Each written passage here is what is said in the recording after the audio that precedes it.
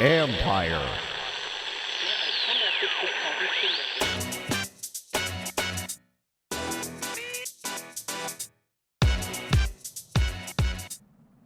A big decision for Sean Payton. Jameis Winston or Taysom Hill? What's up, everybody? It's the Football Jones podcast. I am Mike Jones. Thanks for listening. Thanks for coming back.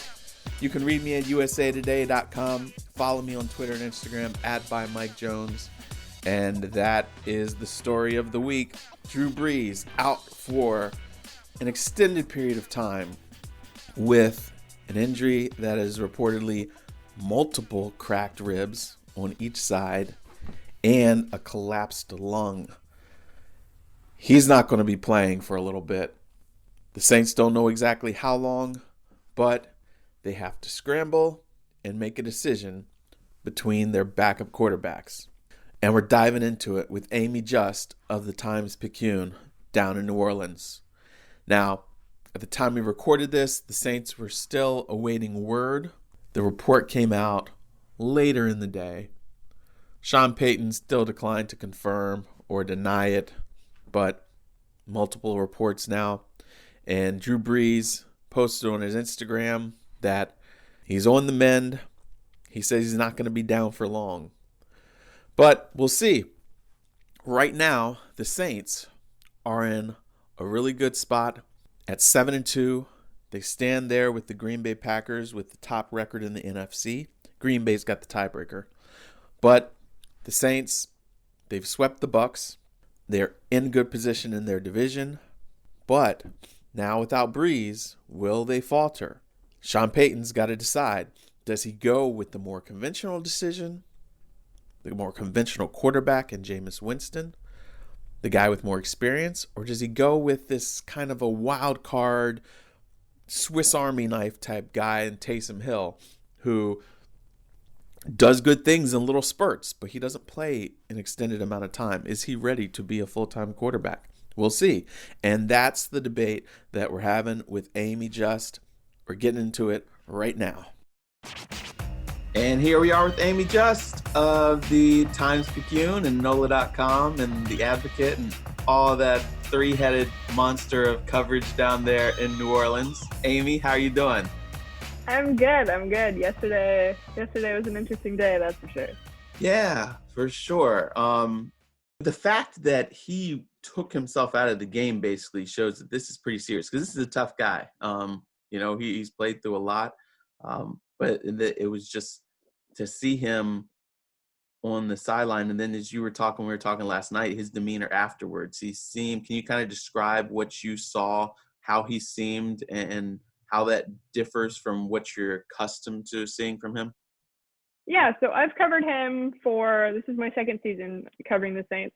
So last year when he tore his UCL in his thumb and his throwing hand, he knew then, right, that he was probably going to have surgery to get it fixed. But yesterday, he had no answers.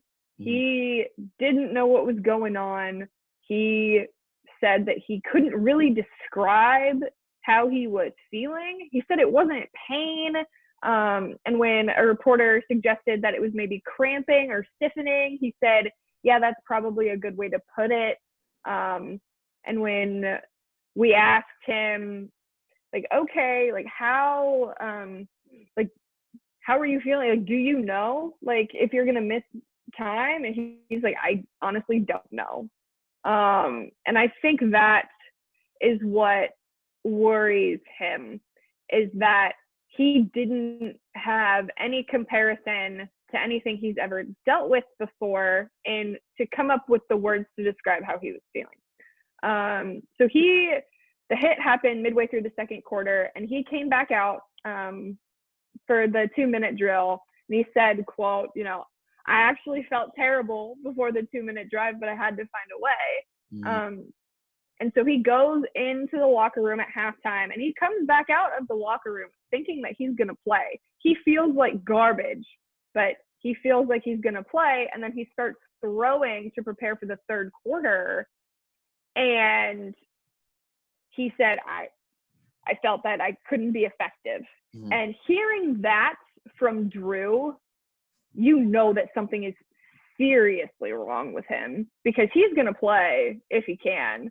And Sean Payton said that was probably the first time in 15 years that Drew was like, yeah, no, I can't go. Mm-hmm. Outside of the thumb thing last year against the Rams, he genuinely couldn't throw. He couldn't grip the ball in that game.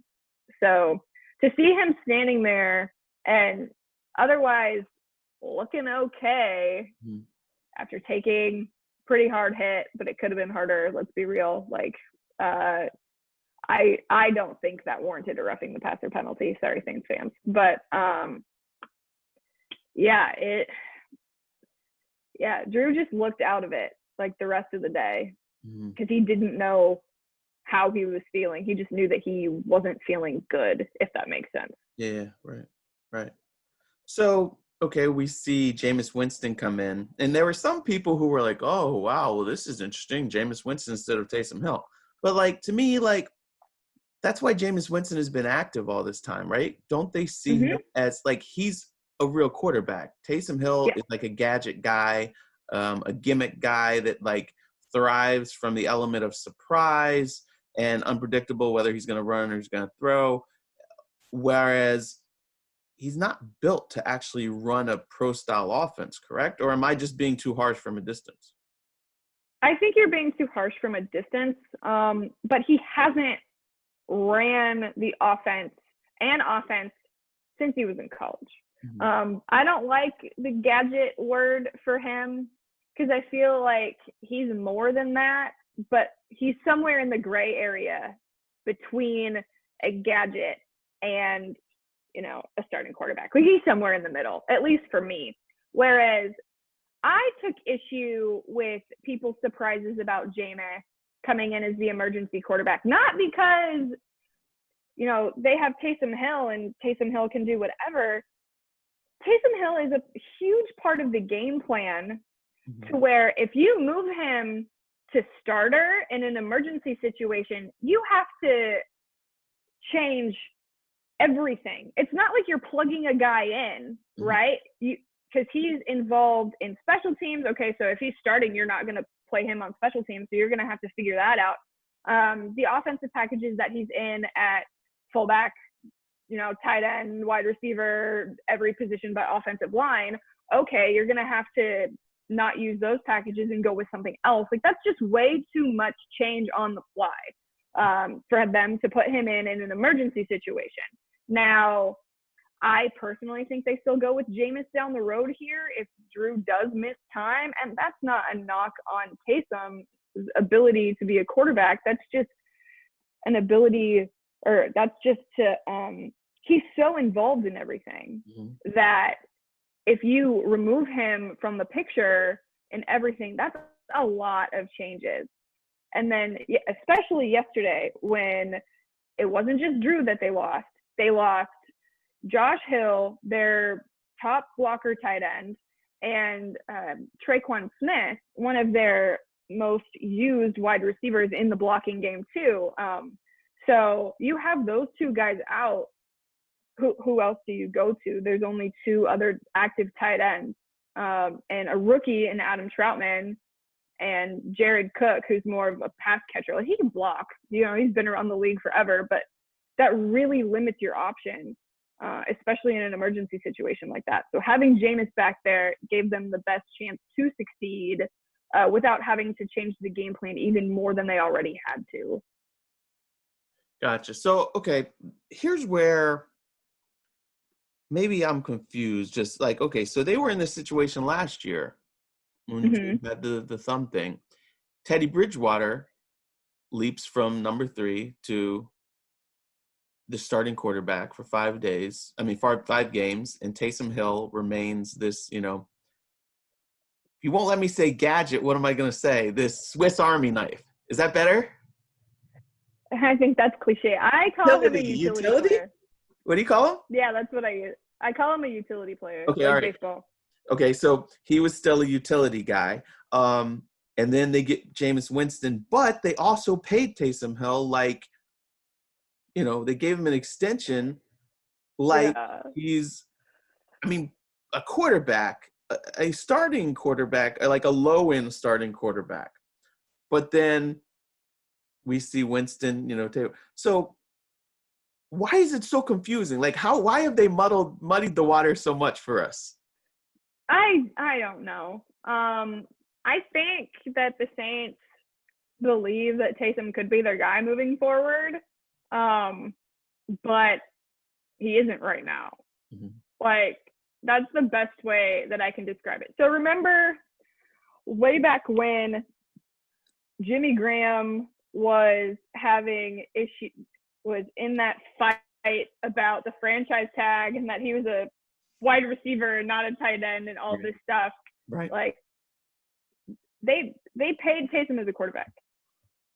So that's something to keep in mind. The Saints have been in this area before where you don't, Jimmy was a tight end. Like, he still is a tight end. Like, that whole thing was a mess. But yeah, they've really muddied the waters as to what Taysom is. But if you just pay him like the top of all of the positions, I don't think he's going to have a problem with taking more money. Yeah, I don't know. I genuinely don't know. People ask me all the time, who's going to be the starting quarterback after Drew leaves? And I genuinely don't know. But tomorrow, I think it's Jameis. Now, okay, when you are watching, how much of pride, every team does it differently. For people who don't know, some teams, you get to see position drills, and then you get to see a little bit of team stuff where they kick the reporters out.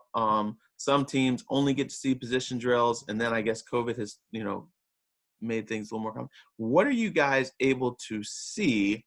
And when they take the reps, is it Drew throwing a pass, Jameis throwing a pass, Taysom? Is it Drew throwing a pass, Taysom throwing a pass, Jameis? Like, what's the hierarchy? The order in practice, well, right now, Drew hasn't been throwing because he has a shoulder injury that has limited him for 5 of the last 6 practices. So before that, the order in training camp and the order in the early days of this was Drew, Taysom, Jameis. Interesting. Read into that what you will.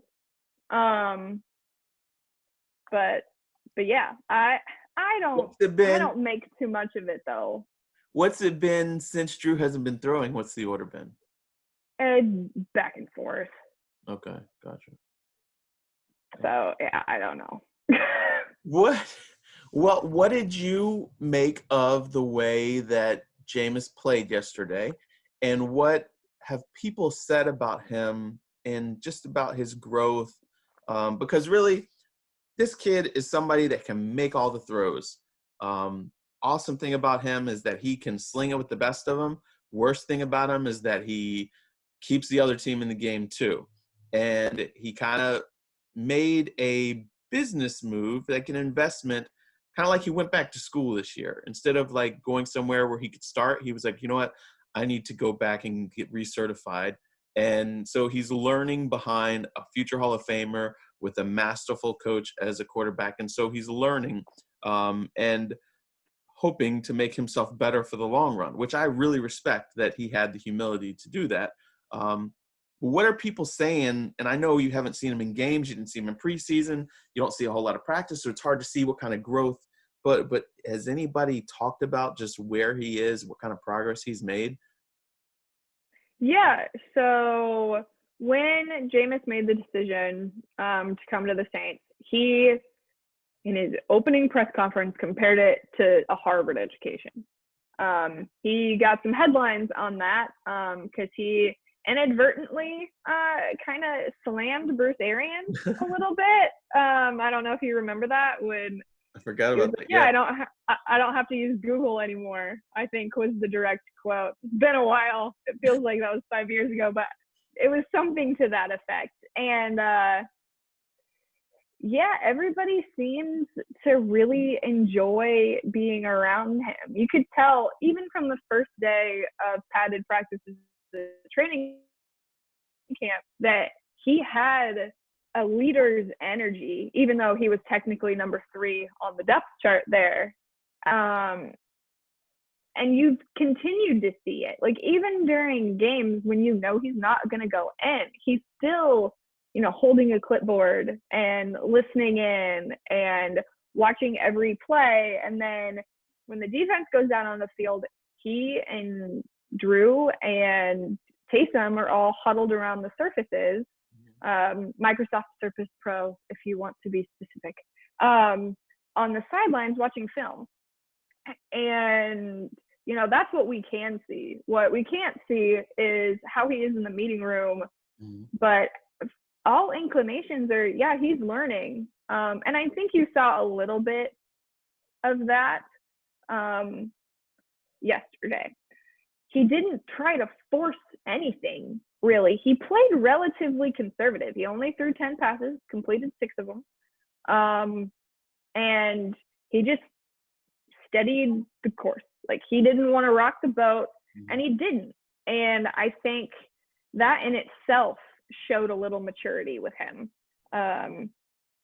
Just don't lose the game, right? Just don't lose the game. They already have a lead. Just, what to do. Just don't rock the boat. And he even said in his press conference last night, he's like, just try to do what Drew would do. Don't turn the ball over and win. And he did that. He only threw for 60, 70 some yards, but he didn't need to be the electrifying guy that he used to be. He just needed to win the game. It didn't need to be pretty. It wasn't, it wasn't sexy, I guess is the right word, but it worked. And that's fine. Right. Now, moving forward, you can't just do that. But yesterday, that was fine. That was needed. And it worked. Yeah. So what is the most extensive run of action Taysom Hill has had as a quarterback in this offense? Like, how many plays has it what's his, the heaviest workload? His best game as a quarterback came last week. He's only thrown 2 passes is his max in a game, 3 times. And he went 1 of 2, and then over the past several years, and then went 2 of 2 last week. And was that consecutive plays, or was that in and out, in and out? That was in and out. So yesterday, you knew something was wrong when Taysom stayed in at quarterback for 2 plays in a row after Drew got hit. So the play after Drew got hit, Drew stayed on the field and went out wide. And then he came off and then threw some passes back and forth with a staffer, and then came back in, handed the ball off to Alvin, touchdown. Okay, then you go into the injury tent and deal with what you need to deal with. But yeah, no, he usually doesn't stay in at quarterback on consecutive plays. They'll move him around all over the place like they normally do. But yeah, and usually when he's in at quarterback, not always, but usually he keeps it himself. Yeah. And that's proven to be successful with some casualties. Now, what about when, I don't remember preseason action from last year. Did he get an extended run at quarterback then? Yeah, he did. The game is escaping me now, since that feels like it was 10 million years ago. There's one game that he played pretty good, actually, because Teddy was sick, I think, if I remember correctly. Might have been against the Chargers, if I'm not mistaken. I'm looking it up, because that feels like I said, a million years ago. This year has been 10 years long. game book for the Chargers. Yeah, so Taysom was 11 of 15 for 136 yards with 2 touchdowns for a quarterback rating of 140.6 against the Chargers in preseason last year, adding 53 yards on the ground on 5 attempts. Okay. And he came in relief. He didn't start that game. Gotcha. So he is Teddy was sick. So he is capable. Yeah. Now, why do you think, like last year, was he just not there, or was Teddy just ahead of him in development-wise, why he became the guy for that 5-game stretch? Or is it just because they like the element that Taysom brings them as the utility guy? I think it's the latter. I think that Taysom still catches defenses off guard, and Sean likes to throw him in to kind of get a read on things. Mm-hmm. Because when you put Taysom in, it exposes defenses and what their tendencies are. So that's why he's normally successful. Mm-hmm. There was a stretch there, earlier this season where he wasn't, but he made Tampa Bay look silly when he was in last week. Right. So I think that was part of it. Now, what happened when Drew was out last time, they didn't use Taysom as much in his other roles. And if Drew is out again, I think that'll be the case because he is, the backup quarterback in the situation.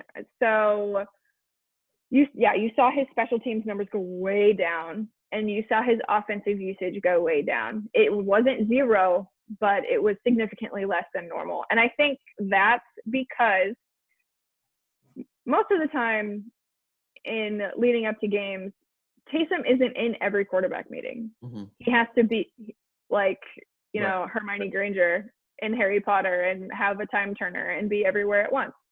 Because he's in all the special teams meetings. He's in with the tight ends. He's in with the fullbacks. He's in with most aspects of the offense outside of the offensive line. So that was another reason why his other numbers were scaled back last year, because he had to go to every quarterback meeting because he was the number 2 guy behind Teddy when Drew was hurt. So if Drew was out for 1 game or who knows how long, I think that'll be the same as it was last year. Gotcha. So if this is a Jameis Winston run offense, will much change? I mean, obviously there's things like, that you just let Drew Brees have free reign on certain things, but mm-hmm. the core of this offense, the foundation, the building blocks of it, does it stay relatively the same? I think so. I think they simplify it mm-hmm. a bit, like they did for Teddy last year. Yeah. Some of the Saints play calls are like 15 words. Mm-hmm. I don't think we're going to be that level of specific on stuff. But, Jameis was a starting quarterback for 5 years. Yeah. Like, he threw for more than 5,000 yards last year with 30 touchdowns or 33 touchdowns. Did he throw 30 interceptions? Yes. Mm-hmm. But dude has shown that he can do it. Right. It's not like he's some rookie, like unproven rookie. Like, he was a Pro Bowler, right. Like, yes, like that was 5 years ago, but he was still a Pro Bowler. Right. And so with a bad offensive line in front of him too, like let's be honest. Yeah. So I think it's gonna be okay. Yeah. Like his decision making in the past has been subject, but between him, learning to be a little more patient and let things develop and have a pretty decent offensive line in front of you, plus having LASIK surgery, I think all of those together are good for him. Right. Now, is this a situation where that he wanted? No, he didn't get any time in the preseason to play, to let those jitters out. And I asked him yesterday, I was like, yeah, it was obviously two separate situations between last week and this week, but did playing for even just a few snaps against Tampa help get the jitters out? He's like, yeah, absolutely. So he's done it before, and I think he can do it again. Right. But what doesn't help him is potentially how long Traquan Smith and Josh Hill are out, because those are two really important pieces in the run game. And neither one of those concussions looked good. So that's not helpful. That wouldn't be helpful for Drew either if he was coming back next week. Would this offense look way different if Taysom's the quarterback? I think so, partially because he can't be quarterback and be his own fullback at the same time.